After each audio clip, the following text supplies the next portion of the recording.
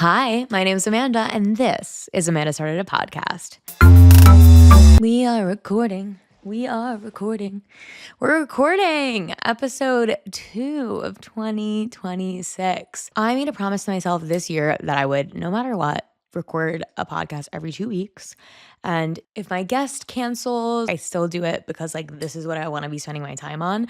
I feel like it's so easy to go from thing to thing to thing that you have to get done, and then things that you actually want to be doing kind of fall to the wayside. I was talking to one of my friends today who's finishing an album, and it's that is the thing that she wants to spend all her time on pretty much. But when you're busy with you have to get work done, you have to go to events you don't really want to go to, or sometimes you have to show up for a few people. Obviously, we're all being villagers in this era of our lives, which is if you don't know what that is, it's basically the idea that you show up for people that matter to you in your life, and you're a part of a village. And with that in mind, because it's building community, right? You want to be a part of a community. You want to show up for the people that matter to you in your community. And sometimes that means doing things you don't necessarily want to do. You know, everyone says life gets in the way, but it's it fucking does. Life literally gets in the way. So because my friend that was supposed to be on the podcast tonight got sick, she couldn't come tonight, but I still wanted to film tonight to keep on my cadence. But in that, I was kind of oh, what should I do another solo episode on, now that I've just done a solo episode, right, for the beginning of the year. And I feel I have a ton to talk about, even though it's only been 2 weeks or something. But I think one of the things, I was scrolling through my notes app, and I had this note that said relationships you settle for, romantic relationships you settle for, become marriages you settle for.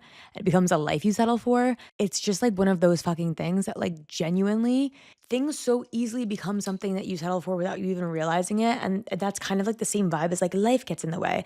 If you're not super thoughtful about how you spend your time, life does get in the way. And not that that's a fucking bad thing at all. Honestly, some people are probably really fine with the way that they're living their life, without too much thought. You know what I mean? It's really easy for life to get in the way. It's really easy to settle for things that you don't really want to settle for, or didn't really think that you were settling for. And then all of a sudden you can wake up one day and be wait, what? I've had friends that have gotten jobs that they're yeah, it's fine for now, and I'll keep looking for another job, right? And then all of a sudden it's 6 years later, and then you're still in that job, and you never even liked it, and you're wait, what? How'd this happen, kind of? That's easy to happen. Obviously I've seen it a bunch of times, and I think that's one of the things that I want to be super thoughtful in my life that doesn't happen, because especially when I was graduating from college, I was so adamant. I went to school in Philadelphia, and I didn't want to live there anymore, and I wanted to move to New York, and I kept, because you go to school in Philadelphia, obviously, I also had plenty of jobs in Philadelphia. That's kind of where my network was at the time.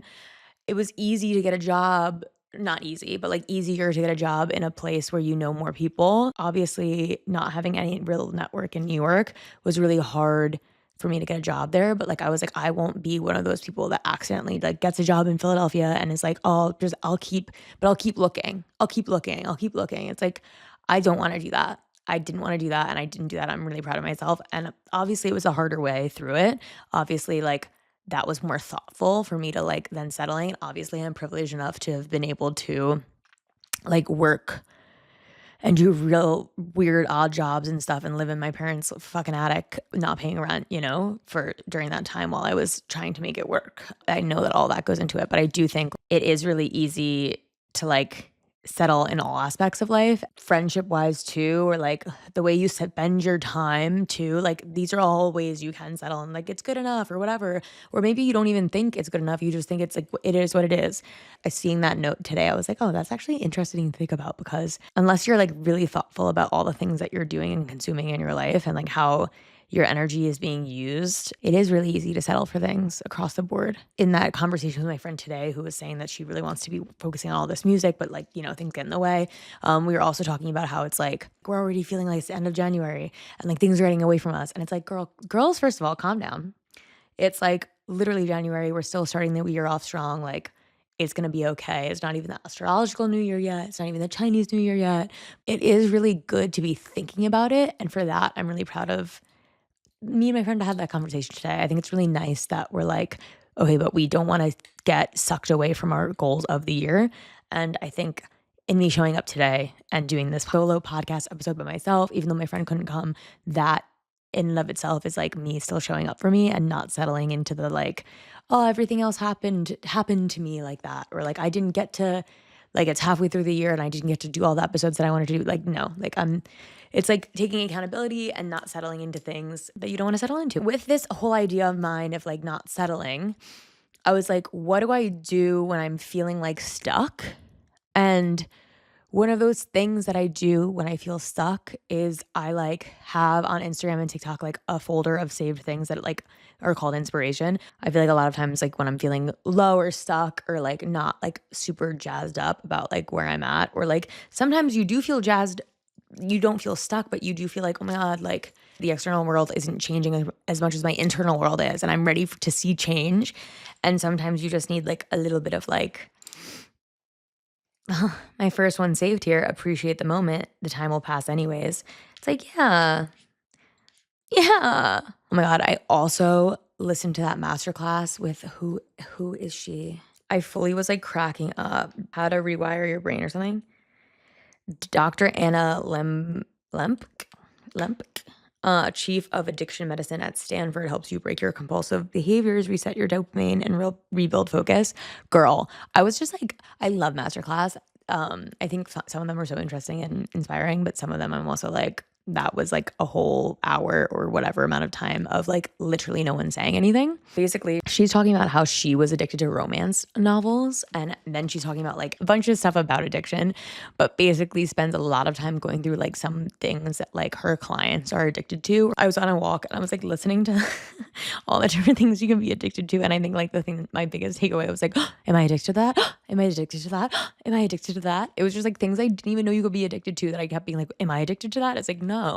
But I love that like that was like that was like my immediate takeaway. So I'm gonna just read a bunch of my things, which like I like love fucking inspirational quotes. So when I was growing up, all I ever wanted was to like be an adult and like have a job. I just like remember so vividly like being so excited for like being a grown up, like in all aspects of my life. Like I was just so excited. But like I remember in kindergarten, like always asking for homework because I like wanted to like bring homework home in my backpack and like do my work and then like bring it back to school and like whatever. But I remember being in kindergarten and asking all the time, like, can we have please have, and also like I've seen the videos of me as a child. Like I know I was annoying. Like I was screaming at the top of my lungs at my dad to like, Dad, hey, over here, over here, over here. Like literally crazy. And my sister would be like so cute in the background, just like, and like I would be like screaming, like I'm like, hey, hey, hey, hey, hey, hey. So I know that's how I was when I was 5 in kindergarten. And I know I was like I was probably so fucking annoying to my kindergarten teacher, Mrs. Valvolino or something, Mrs. V, I don't know. Basically, I know I was annoying. I was always asking her for homework. I remember one day she was like, okay, everyone, like, and listen up, blah, blah, blah, blah. And Amanda, you're gonna love this. We have homework today. And I was like, yeah. Like, I was so fucking stoked. I don't even know what it was. I think it was like to get a permission slip filled out for something. Do you know what I mean? So it wasn't even like an actual thing, but I was just like so jazzed. And I just always wanted to be like doing the next thing. Like I always wanted to have the homework. I always wanted to be like a person that had like a computer or whatever. So I remember like I was always asking for like a laptop, like super young. And my dad got like a laptop, like a Dell at like Costco on sale vibes. Like, my laptop didn't have Wi-Fi connection or anything. So like all I could do was like open up Word docs. So I would open up Word docs and I would like type. I wasn't journaling, I wasn't typing. I would just like type, or I'd like open PowerPoint, I would like make a presentation. It's like I just wanted to like be an adult. I would write down on my Word documents when like movies had quotes that I really liked. And I would put them all in a Word doc, like really tiny, and I would print them out and then like cut them. And then I would cover my entire bedroom door was covered in quotes, like instant like inspirational quotes or like things I thought was funny. And then I would stick them with like push pins to my door. There was like all of these quotes like all over my bedroom door. In the center, in the one full page, like blown up, was the quote from What a Girl Wants, the cutie boy that Amanda Bynes kisses in the canoe or whatever. rowboat, when they fall out of the rowboat and then they get back in and they're like all soaking wet. And he's like, why are you trying so hard to fit in when you were born to stand out? And that is a quote that was in the center of my door that was like really big. And I think it was like, it was like Word doc script font. You know what I mean? Every time I heard something or saw something, I would like print out little tiny quotes and put them everywhere. And I don't know, like, I just fucking love them. And I don't know if it was like, I just assume everyone loves fucking inspirational quotes, not in like a live, laugh, love way, but in like when they're actually meaningful way. But maybe it's just me. And maybe this podcast episode is just for me, but who cares? I love when people have something to say and it's meaningful. Like this first quote, Terrence Hayes, failing is the first and most important skill to learn in many things. How to fail without breaking, as well as how to break. I had an Oracle card that I pulled a few years ago. It's like an Oracle deck that I don't really use anymore, but I got like a tattoo for it even. This little broken wishbone. Oracle card was like break, but you're not broken. And like the explanation of it is like, you have to break sometimes to rebuild better. I mean, not that bones have to break to be rebuilt better, but sometimes foundations, processes, like things do have to crumble down. And sometimes yourself in certain ways, like things that you do, like they have to break in order to be rebuilt in a better way. But just because you broke doesn't mean you're broken. And I think that's really interesting whenever you feel like super down about something. That's been like something that's been helpful for me to think of, at least. Like just because you broke doesn't mean you're broken. Let's see what else we've got here. Remind yourself of what you've already achieved that once felt impossible. All the times you didn't think you'd make it, and here you are. You are more powerful than you think. This is like achieve the impossible on Instagram. I fucking love shit like that because like the second I see a quote that's that when I'm feeling down, and then I think about all the things that a month ago, 2 years ago, 5 years ago, like me when I wanted to move to New York and like get a job in New York and I was living in Philadelphia and I felt like it was impossible. Like this is the thing too. I've never felt anything was impossible. You have a day, you have a down day, you have a down moment where you feel like, fuck, this is really hard, or like, is it gonna happen? And it always fucking does. I mean, like for me, it does because like I am a sicko and I'm not gonna fucking give up until it fucking happens. I feel like resilience is really like understanding that like you can break but you're not broken, or like you can like think something's impossible for a hot second but then you pull yourself up out of that thought and you're like, absolutely no, this is happening and I don't care how long it takes, like I'm gonna make it work. I saw a girl on TikTok today. She was saying like optimism and resilience is like paired very closely, because if you are an optimistic person, and a lot of people get like shit on for being so optimistic, really what you are is just resilient. Because in the face of so much shit that could go wrong or has gone wrong or whatever, like you still remain optimistic, and that just makes you a resilient person. Honestly, like I agree, but I also think there's like such a difference between toxic positivity and being positive and resilient. To be resilient and positive, you have to be positive if you're resilient. But being resilient is acknowledging that you've been through shit, or that like things are going to be hard maybe. Toxic positivity is like kind of like just like a wish-washy like throwaway of like, oh yeah, everything's bad, but like, you know what? Love wins.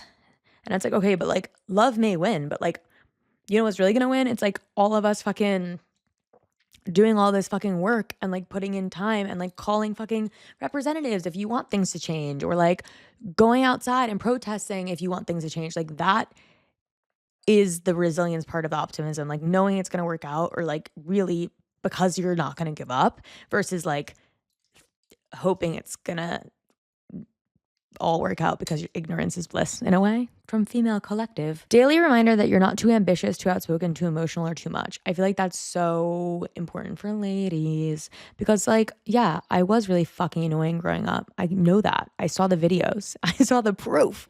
But like, I wouldn't change that little version of myself for anything. And in fact, I wish that I wasn't watered down along the way in some ways, because I do think that you have to learn how to like work with the system. Unfortunately, I've never been too outspoken. I think I could be more outspoken, but then just realizing how to speak to people a lot of times is like by not being outspoken and being quiet and listening.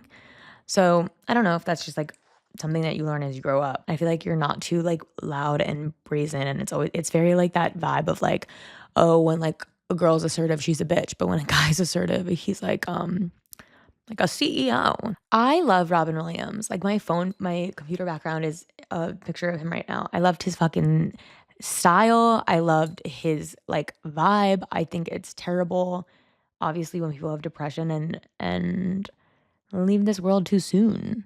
I have him as my computer background because I feel like it's like of him when he won an Oscar, I think, or Golden Globe, whatever award it was. But it's like the idea that something can look a certain way from the outside, like you won this award, you must be like living your best life, like you're doing the thing you love, but also be so unhappy on the inside. Like that's one of the reasons that I like remind myself of that with that being my background on my computer, but also the fact that he was just like so fucking himself and vibrant and cool and just seemed like a really great person. Obviously, I didn't know him, so I don't know if that's true, but it seems like it was. This quote of his here is, "You're only given a little spark of madness. You mustn't lose it." And honestly, I think that's like kind of the same vibe as like the outspokenness and like the growing up, like, and me growing up and being like super loud and brazen and like blah, blah, blah. It's like you want to connect with that, the little child inside of, what is it called? You want to connect with your inner child, the little child inside of you, girl. You want to connect with your inner child. I don't know yet because I'm not done with this life, but I have to imagine that if I was looking back on my life, I would have to say that like there's little hints from your childhood that kind of like maybe get like little sparks that get like snubbed out that maybe shouldn't have. And that should kind of loop back around, and those little sparks that were snubbed out, maybe we should reignite them and they should kind of like take us on our next journey, our next part of our life, or like direct you in the right direction of where to go. And it's different the way you think about yourself, I guess.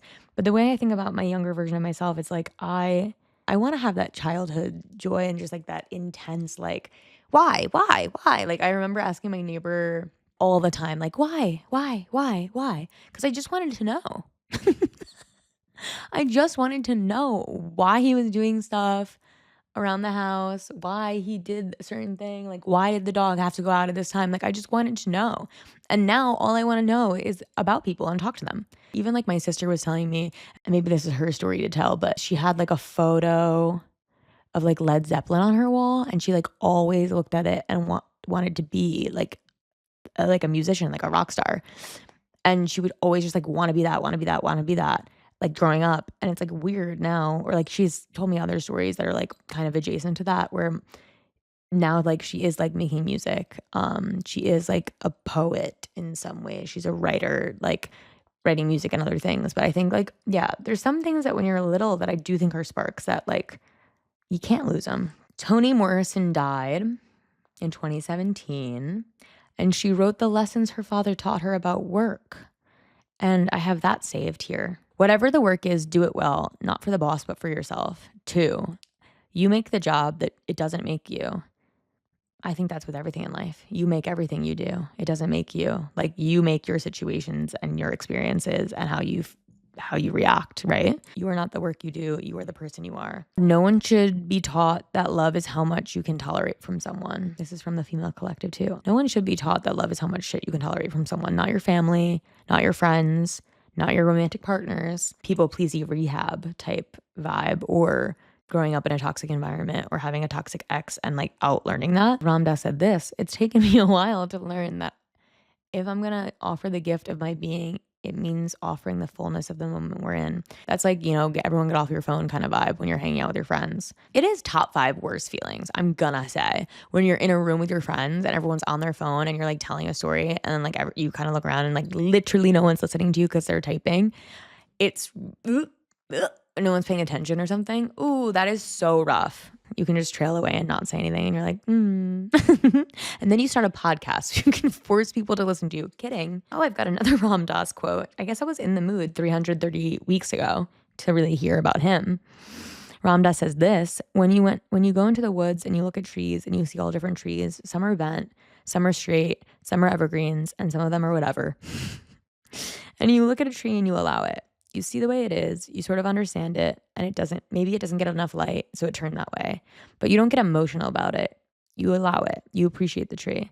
The minute you get near humans, you lose all that. And you are constantly saying, you are to this, or I'm to this, and the judgment mind comes in. So I practice turning people into trees, which means appreciating them the way they are. This is also something I've been talking to my therapist about, basically. It's like so many people are the way they are, walk a mile in someone else's shoes. Like the second you do actually get to know people, and maybe that's what's wrong with the world today, because like people don't give a fuck about anyone other than themselves kind of vibes, and like they don't want to get to know people. But like the second you do understand where people grew up or like where they're coming from. Like you can kind of understand that they are the way they are because of the things they've been through. And I think that's what is so beautiful about life is that like everyone's been through shit and you can learn from what they've been through. It gives you a level of compassion and empathy where you're like, ah, yeah. Like it's easy to like not know much about someone and be like, fuck that person. But then the second you get to know them or why they are that way, then you have like a little bit more empathy about the situation, perhaps.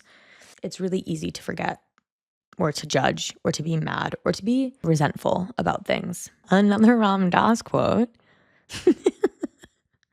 I'm like, this is just like Ram Dass's episode. Maybe we'll just look up his quotes next. You can do it like it's a great weight on you, or you can do it like it's a part of the dance. That is like very a la my grandfather. Like he just like was joyful in everything that he did. Like I remember like it was like right when cell phones came out. So like my mom gave hers to my grandfather because he was driving out to the beach like on Long Island. He was really bad with directions and he was driving alone. So she like gave him her cell phone and then she was with me, my dad, I guess, in the car with like his cell phone or something. So if he needed anything, he could call my mom on my dad's cell phone. You get it.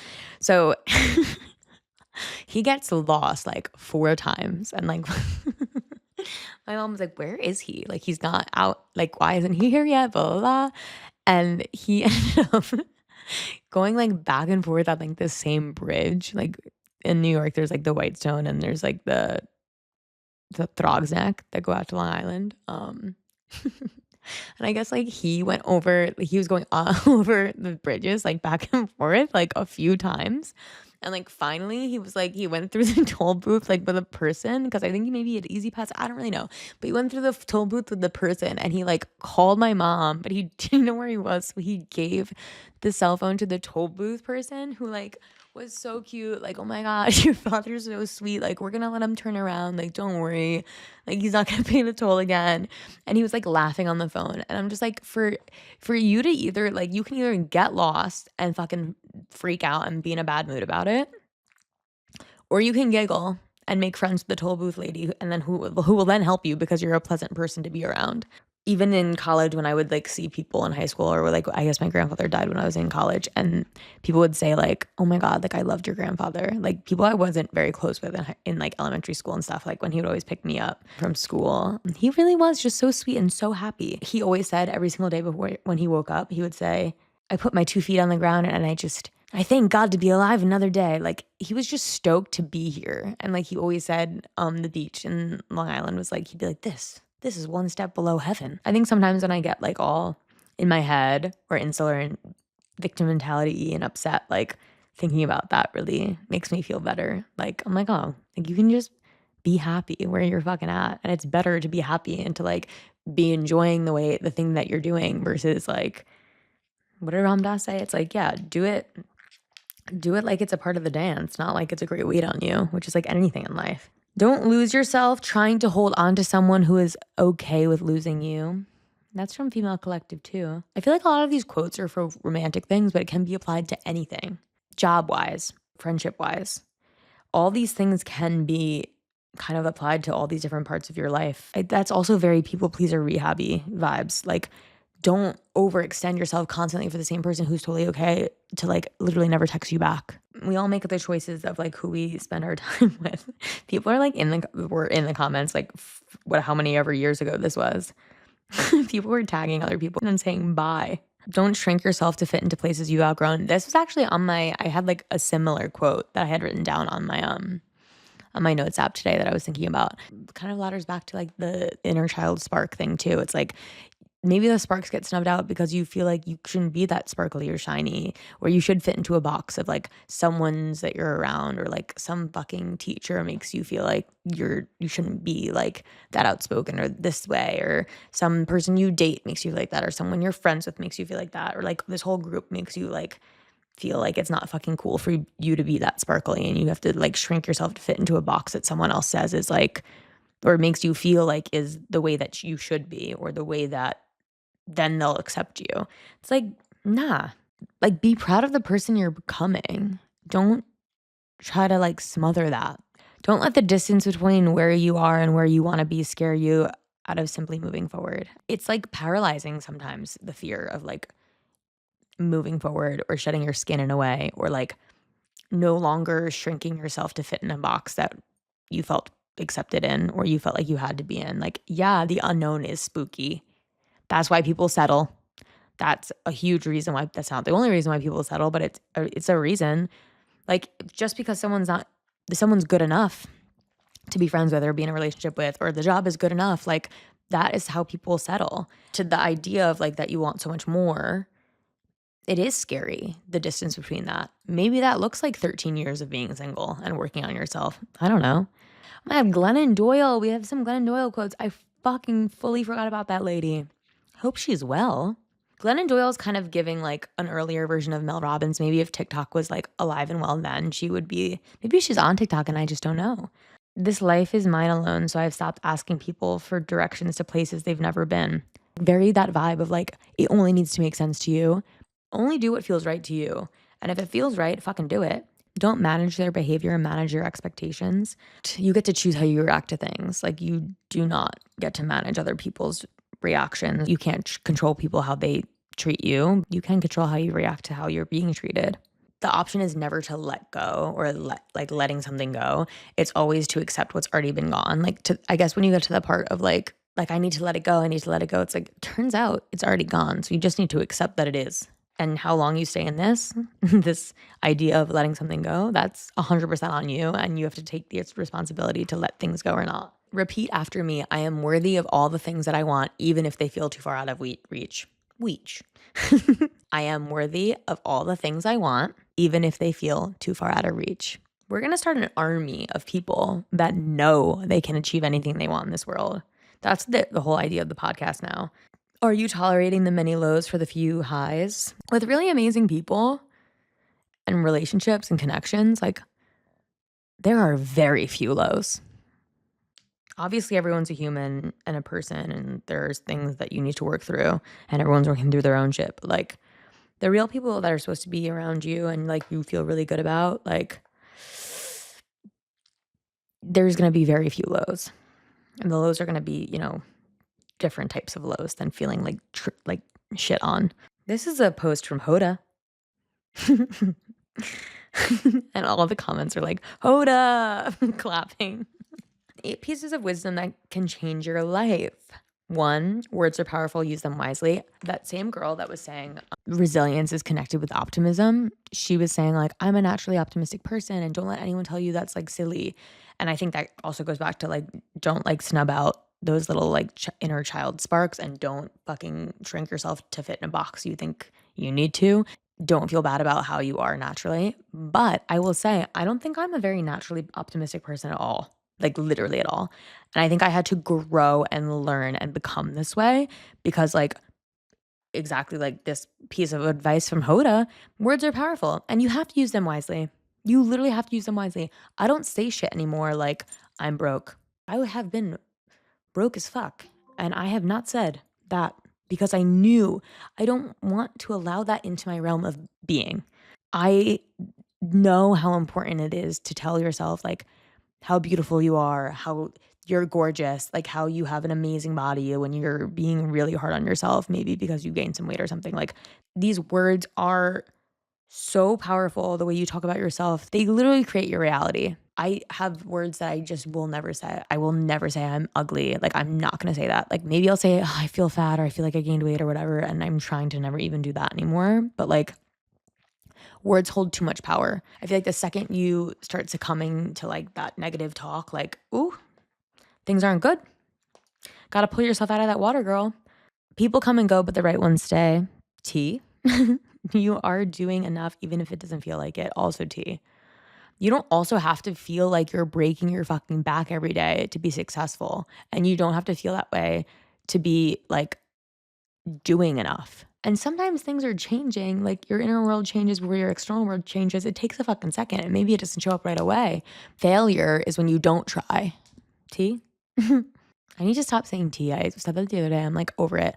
I want to just know more words, not in a way where I want people to be like, wow, she's intellectual. I don't give a fuck about that. I'm more like, I just know that there's all these words that could be used, and I'm just out here saying tea every 5 seconds. Random acts of kindness make everyone feel better. This is so true. That's what I used to say before I started saying tea all the time. That's so true. I love gift giving. That is absolutely one of the ways that I show love. Because if I received flowers randomly from someone, and I have before, it's amazing. I actually just got this fucking flower the other day for free. The guy at the flower shop, like I was buying flowers for someone else, and then he was like, "This is for you." And I was like, "Ah, you're so cute." And every time I look at it, I smile so big. It's like so sweet. But it is like random acts of kindness make everyone feel better. And you don't have to, like, not a random act of kindness doesn't have to be you buying someone something, but just like doing something sweet, thinking of someone. It makes everyone feel better. It makes me feel better. Ram Dass wants us to be present. And I believe him. He seemed to. I'm like, should I Google him? What if he did something horrible? Ram Dass. He's just an American spiritual leader and guru. Do we like him? Is he alive? No, he is dead. I'm sorry for anyone who didn't know. He was a Harvard professor who was involved in LSD research in the 1960s. Maybe that's why he's so fucking aware. And then he really became into spiritual practices like meditation. I have friends that do like the ketamine therapy. I'm like, yeah, drugs do work to make you a happier and better human, I think. It's not a blanket statement, but I think we're on to something. Or these people in the 60s doing the LSD and then becoming Ram Dass, American spiritual leader and guru, like he was onto something. Never look back. There's nothing for you there. I don't know, Hoda, if I believe that. I think you have to reflect on things. I don't think living in the past is helpful. Being present is good. Overthinking the past isn't good because that's killing happiness too. But I think you have to learn from the past because how you make sure you don't end up in like a shitty situation like maybe we are right now in a world. When I told my therapist this, she was like, "What?" And I was like, "Nah, but like I hear you, girl." Like, but also I think it's kind of good advice in certain situations. Put a rubber band around your head and snap out of it. Like, yeah, I do think sometimes you just need to like, you do need to like snap out of it. Sometimes when you're being a little victim mentality girly, like you just need to be like, or snapped out of that rather. The only way out is through. Girl, isn't that true sometimes? Oh my God, the Sandlot quote. We all love this one. Remember, kid, there's heroes and there's legends. Heroes get remembered, but legends never die. I feel like that's like a 90s boy millennial quote that they probably say a lot. Or maybe that's just my cousin, but yeah. Do not fear to lose what needs to be lost. Yeah. Oh, this quote from the Grand Budapest Hotel. Never be jealous in life, zero, not even for an instant. I think about this a lot. You know how like most people use the word jealous incorrectly? And it's typically when people are saying they're jealous about something, they're envious about something or of someone. That's kind of like resentment. Or like it's like so icky. It's like, do you want to live like that in this like mucky goo of like weird energy, like being resentful or jealous or like envious of someone? It's just like, that doesn't feel good. It doesn't feel right. And it's like maybe easier said than done, but why are you envious of someone? Because you really want to do that thing or you really want to have that thing? Like you can do it on your own. Like you can do it in your own way. That negative energy, it really does build up like gucky goo and muck. It's like jealousy, envy, negativity. Really, it does build up and it just like slows you down. And I feel like it's just like not the way to live your life. And like, yeah, it's like misery loves company, right? So it's like when you see people that are in that like jealousy, anger, envy, like unhappiness, it's like it thrives with other people that feel that way. And I just think like, what a shitty fucking way to go through life. It is like that other quote that we were talking about that's like you can either do it like it's heavy, like it's this huge heavy thing and that's like going through life like that, or you can do it like it's a part of the dance. Like you can acknowledge and be happy for other people and like see how great it is that they have that thing. And like, no, it doesn't really have to do with you. I've been there too. And I am so envious of certain people. Like I literally say it all the time of famous people. I don't even know them. I'm like, I'm so envious of them. It's like, I don't even know them. I've not walked a mile in their shoes. I don't know what's going on with them. I think the second someone shakes you, get out of that like vibe because it's easy to sink down into that vibe and the misery loves company vibe and then hang around that kind of energy. It's like, no, like sometimes you just need a little shove or a little like someone to splash water on your face and wake you up and be like, hello. Come on. And I do hope that the podcast can do that sometimes to someone. Worrying won't change the outcome. I should say that to me right now about my fucking visa renewal process. Their behavior is the answer you need. That's also true. Who is this? This is from 153 weeks ago from Alicia Roman. She seems great. You have the time. Maybe you need to hear that. You have the time. Worrying won't change the outcome is such a big one. I was talking with one of my friends this week actually about this. I was like, I know that like I'm worried about it, but it's gonna be okay. But like right now I'm like still in that like that little space of like being worried. And it's like, I just like need to like work myself out of it. I think most things you worry about don't even come into fruition.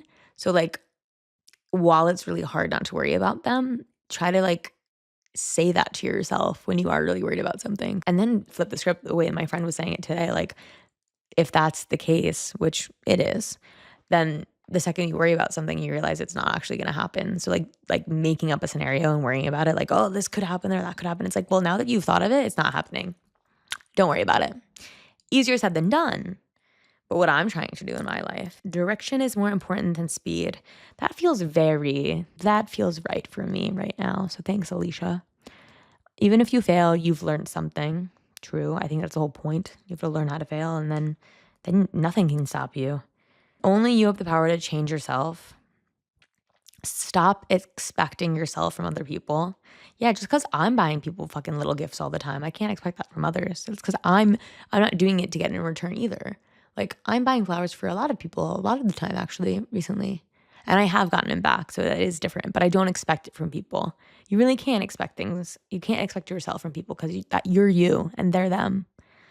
And maybe that's when you expect yourself is when you get the resentment bits.